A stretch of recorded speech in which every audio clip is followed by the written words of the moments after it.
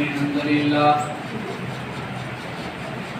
إن الحمد لله نحمده ونستعينه ونستغفره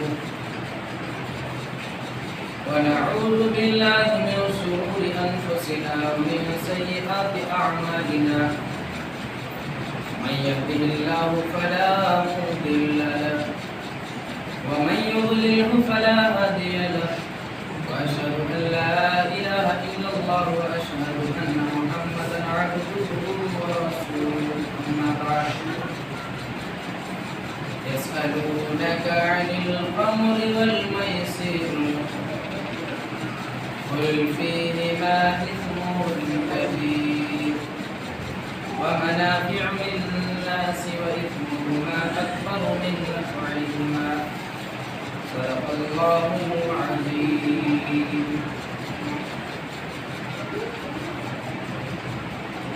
تمام قسم کی تعریفیں اللہ کے لیے جو سارے جہان کا پالنہار، سب کا پروردگار، سب کا پالنے والا، سب قسم کی تعریفیں اسی اللہ کے لیے.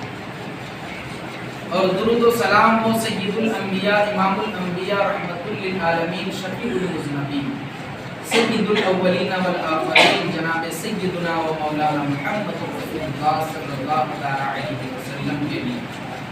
درود پاک پڑھیں. اللہم صلی علی سیدنا شفیعنا حبیبنا نبینا مولانا بارک وسلم صلاۃ و سلام علیک یا رسول اللہ صلی اللہ علیہ وسلم. علامہ ڈاکٹر اقبال نے جب صحابہ کرام کی زندگی کو پڑھا اور پھر اپنے زمانے کے لوگوں کو دیکھا، اپنے زمانے کے مسلمانوں کی حالت جب انہوں نے دیکھی تو انہوں نے یوں کہا کہ وہ زمانے میں معزز تھے مسلمان ہو کر، یعنی صحابہ کرام اپنے زمانے میں تخت و تاج والے تھے، حکومت تھی ان کے ہاتھوں میں، بادشاہت تھی ان کے اندر. کیوں؟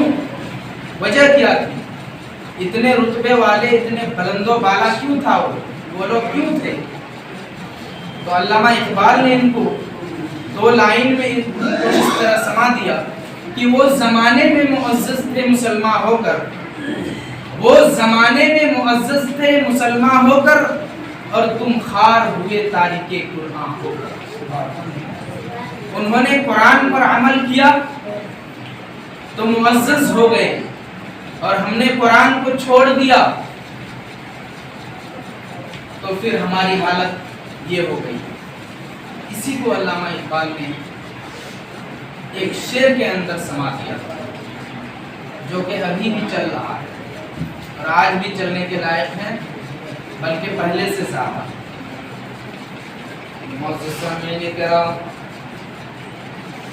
میں نے جس آیت کریمہ کی تلاوت کی ہے وہ سورۃ البقرہ پارہ نمبر 2 آیت نمبر 219 میں نے تلاوت کی تھی. اللہ رب العالمین ارشاد فرماتا ہے قرآن مجید کے اندر، اللہ تعالیٰ فرماتا ہے یسألونک عن الخمر والمیسر قل فیہما اثم کبیر ومنافع للناس وَإِثْمُهُمَا أَكْبَرُ مِن نَّفْعِهِمَا. اے پیغمبر تو جہاں، اے پیارے میرے محبوب، اے نبی کریم، تم سے لوگ آ کر سوال کرتے ہیں، تم سے آ کر پوچھتے ہیں. يَسْأَلُونَكَ عَنِ الْخَمْرِ وَالْمَيْسِرِ، تم سے شراب کا حکم پوچھتے ہیں، تم سے جوے کا حکم پوچھتے ہیں. قل فیہما اسم کبیر، اے پیغمبر دو جہاں آپ لوگوں سے فرما دو کہ ان دونوں کاموں میں بڑا گناہ ہے، ان دونوں کاموں میں بڑا گناہ ہے. ومنافع للناس، لیکن لوگوں کے لیے ان دونوں کاموں میں کچھ فائدے بھی ہیں. فائدے بھی ہیں، مانتے ہیں؟ شراب میں فائدہ بھی ہے، جوا میں فائدہ بھی ہے. کیا فائدہ ہے؟ تو عارضی طور پر کچھ دیر کے لیے آپ کو وہ ٹینشن آپ کے لیے وہ ختم ہو جائے گا. تو عارضی طور پر فائدہ ہوا، لیکن یہ عارضی طور پر آپ کو اطمینان مل گیا، لیکن اللہ تعالیٰ کہتا ہے کہ جو سکون اصل سکون ہے اللہ کی طرف سے، وہ اللہ کے ذکر سے ہے. سورۃ الرعد کی آیت نمبر 28 میں اللہ تعالیٰ نے فرمایا الا بذکر اللہ تطمئن القلوب، خبردار ہو جاؤ اے لوگوں، اے مسلمانوں، اے ایمان والوں، خبردار ہو جاؤ کہ اللہ ہی کے ذکر سے تو دلوں کو سکون ملتا ہے، اللہ ہی کے ذکر سے سکون ملتا ہے. لیکن شراب میں بھی سکون تو ملتا ہے، لیکن وہ عارضی طور پر کچھ دیر کے لیے. لیکن اللہ کا ذکر ایسا ہے کہ آپ اللہ کے ذکر میں اللہ سے جب آپ باتیں کریں گے، آپ کہیں گے بات کیسے کر سکتے ہیں، ہر وہ چیز جو اللہ سے آپ شیئر کریں گے تو آپ کو ایسا لگے گا کہ ہاں میری تکلیف دور ہو رہی ہے، یعنی آپ کا دل ٹھنڈا ہو جائے گا. اسی طرح اللہ تعالیٰ نے فرمایا قرآن مجید کے اندر کہ جوئے میں بھی فائدہ ہے. فائدہ کیا ہے؟ عارضی طور پر فائدہ ہے. کسی نے 10 روپیہ لگایا، لاکھوں کا مالک بن گیا، فائدہ ہوا. تو اللہ تعالیٰ کہتے ہیں وَمَنَافِعُ لِلنَّاسِ، لوگوں کے لیے اس میں کچھ فائدے بھی ہیں. وَإِثْمُهُمَا أَكْبَرُ مِن نَّفْعِهِمَا، لیکن فائدہ کم ہے اور اس کا گناہ اس سے بہت زیادہ بڑھ کر ہے، اس کا گناہ بہت زیادہ ہے. لیکن اس آیت میں ابھی شراب اور جوئے کو حرام اللہ تعالیٰ نے نہیں کیا تھا اور کیا بھی نہیں ہے، یہ آیت منسوخ ہے. اللہ تعالیٰ نے جب یہ آیت نازل کی تھی تو اس کا مفسرین نے لکھا کہ صحابہ کرام نے سوال کیا نبی صلی اللہ علیہ وسلم سے کہ یا رسول اللہ، لوگ شراب پیتے ہیں اور غلط کام کر بیٹھتے ہیں، جوا کھیلتے ہیں، لڑائی جھگڑے ہو جاتے ہیں، تو اس کا حکم کیا ہے؟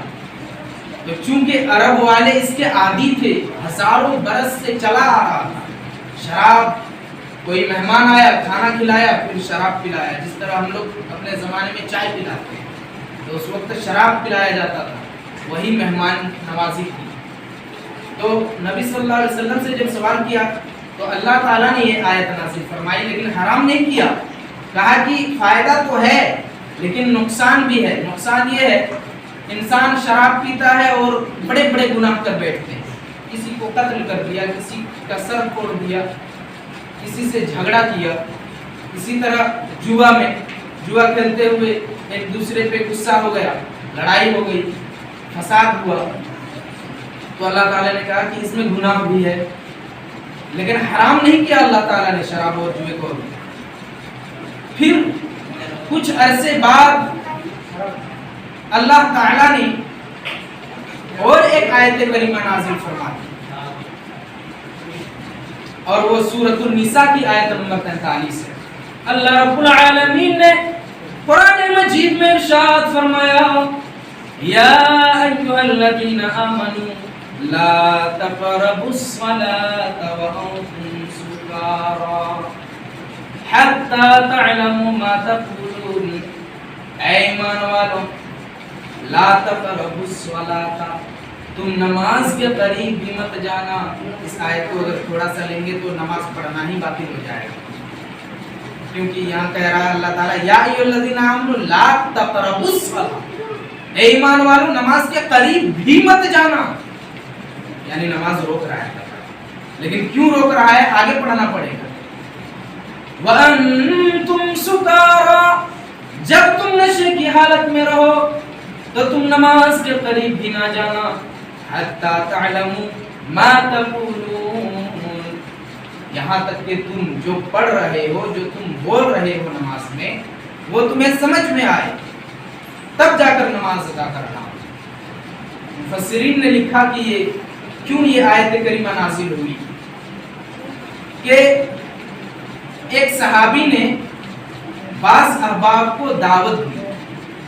جب وہ لوگ آئے دعوت کھانے کے لیے، کھانا ہونا ہوا، کھانے کے بعد شراب پیش کیا گیا، سبوں نے شراب بھی پیا، پینے کے بعد مغرب کا وقت ہو گیا۔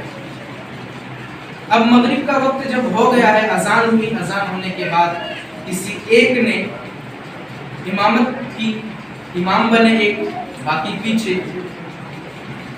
تو انہوں نے جب وہ وہاں پہنچے، لا اعبد ما تعبدون، کہ اے کافروں سن لو، میں اس کی عبادت نہیں کرتا جس کی تم عبادت کرتے ہو۔ تو اس جگہ ان لوگوں نے، اس امام نے یہ پڑھ دیا کہ اعبد ما تعبدون، میں بھی اسی کی عبادت کرتا ہوں جس کی تم کرتے ہو، یعنی کافر لوگ کرتے ہیں۔ تب یہ آیت کریمہ نازل ہوئی کہ اے ایمان والوں، نماز کے قریب بھی مت جانا جب تم نشے کی حالت میں رہو۔ کیوں؟ تم کچھ پڑھ دیتے ہو، یعنی الٹی سیدھی آیتیں پڑھ دیتے ہو تم لوگ، تو اسی لیے نماز کے قریب نہ جانا۔ تو اللہ تعالیٰ نے پہلے شراب کے بارے میں یہ بتایا کہ شراب پینا اچھا کام نہیں ہے لیکن جائز ہے۔ پھر اس آیت کریمہ میں نماز کے وقت میں شراب پینے کو اللہ تعالیٰ نے حرام کر دیا۔ نماز کے وقت، باقی آپ پی سکتے ہیں، باقی وقتوں میں پی سکتے ہیں، لیکن نماز کے وقت حرام کیا۔ پھر جو سلیم طبیعت کے لوگ تھے تو ان آیتوں کے نازل ہونے کے بعد ان لوگوں نے تو بالکل ہی چھوڑ دیا شراب کو، لیکن بعض لوگ ابھی بھی تھے شراب کے شوقین، بڑے بڑے شوقین شراب کے، جو ابھی بھی شراب پی رہے تھے، لیکن اللہ تعالیٰ کو آہستہ آہستہ اس کو بند کرنا تھا۔ پھر کچھ عرصے کے بعد اللہ تعالیٰ نے اس کو کلیئر کٹ، اس کو قطعی طور پر اس کو حرام کر دیا، اور سورۃ المائدہ کی آیت نمبر 90، 91، 92 نازل فرما دیا۔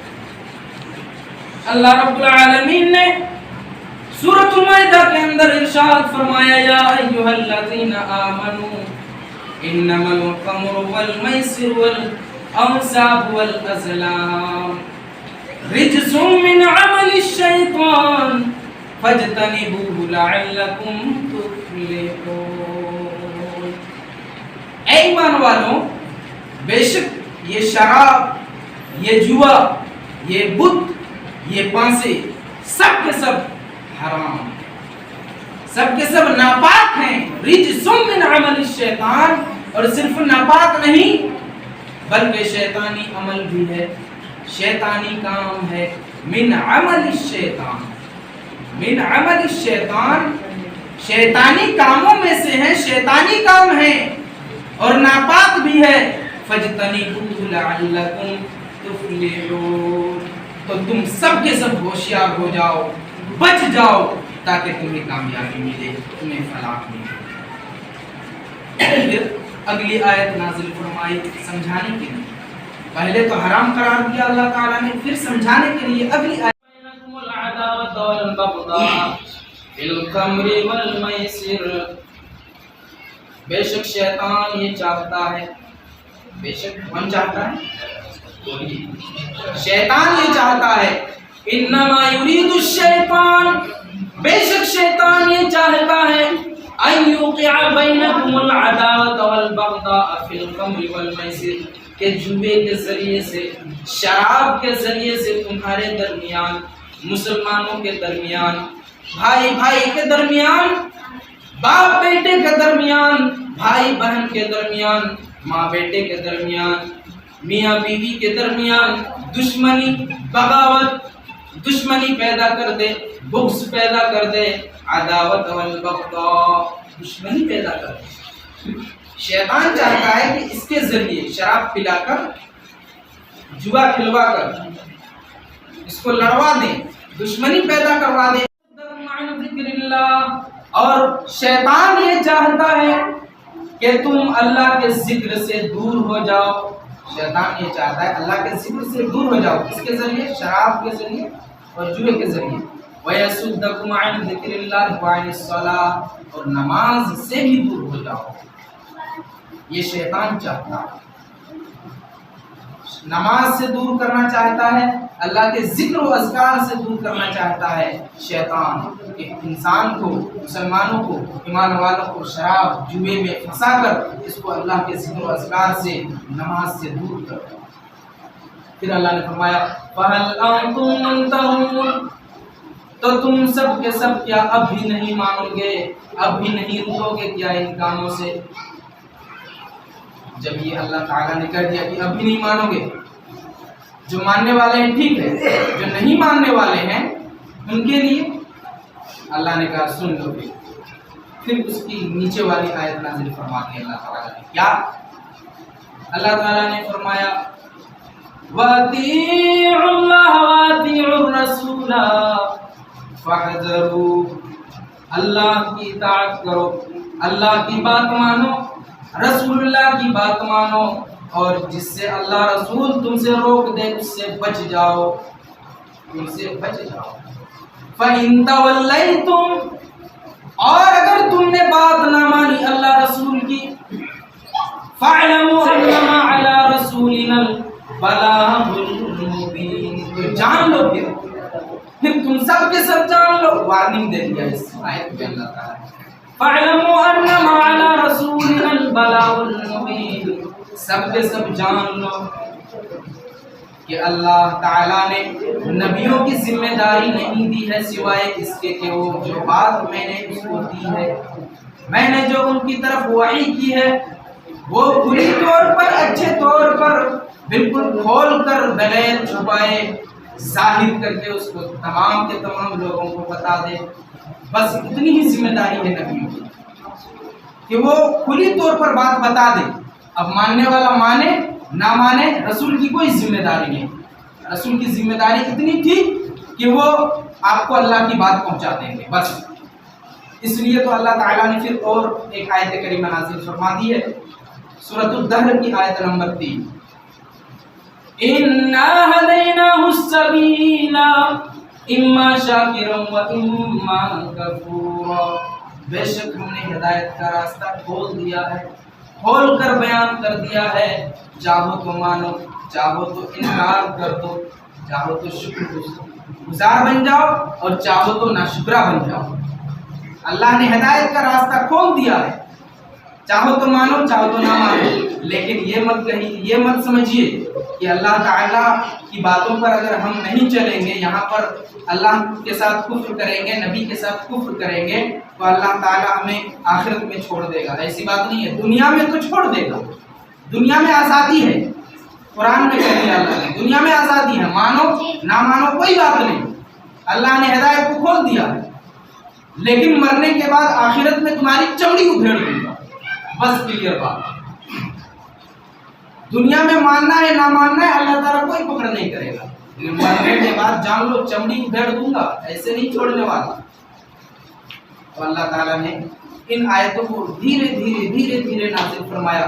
پہلے کہا کہ یہ صحیح نہیں ہے شراب پینا، پھر کہا کہ شراب پی کر نماز مت پڑھنا، پھر کہا کہ شراب حرام ہے چھوڑو، پھر فرمایا، سمجھایا کہ سنو میرے بنائے ہوئے مخلوقات، سن لو میرے تخلیق کردہ لوگوں، سنو یہ میں نے اس لیے بند کیا، حرام کیا کہ شیطان تمہارے ساتھ اس کے ذریعے سے بھٹکانا چاہتا ہے۔ پھر اللہ نے کہا کہ اتنا سمجھانے کے بعد اگر تم نے نہ سمجھا تو جان لو، پھر دھمکی دیا کہ جان لو میرے نبی پر کوئی ذمہ داری نہیں کہ تم کو زبردستی ہدایت دے، بلکہ ذمہ داری اتنی ہے کہ وہ صرف بات پہنچا دیں گے۔ اسی لیے ہم لوگ بھی جیسے مقرر حضرات، خطیب حضرات جب تقریر کرتے ہیں تو تقریر کے آخر میں کہتے ہیں وما علینا الا البلاغ، کیوں کہتے ہیں؟